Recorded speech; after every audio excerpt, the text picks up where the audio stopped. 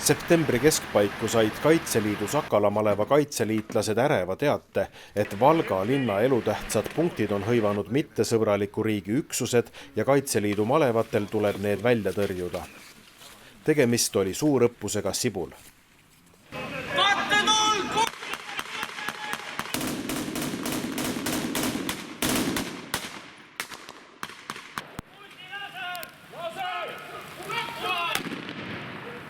Valga linna poole suundus ligi 900 kaitseliitlast Lõuna-Eesti malevaist ning kaasatud olid ka politseinikud.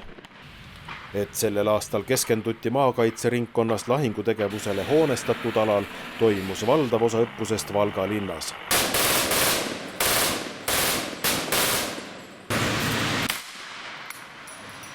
Samal ajal, kui võitlejad liikusid kesklinna suunas, et vabastada hooneid, seadis Kaitseliidu Sakala maleva korrakaitseüksus koostöös politseiga üles kontrollpunkti, et tabada halbade kavatsustega isikute linna jõudmine.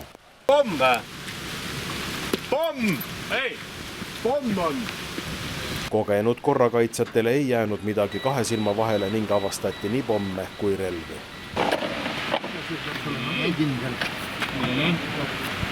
Automaat näeb on väga vaat. Olemas. Ma mõtlen, et midagi oli siin valesti. Nii, relv! Reede õhtust pühapäeva lõunani toimunud suurõppus Sibul võttis kokku Kaitseliidu Lõuna-Eesti malevates aasta jooksul õpitu.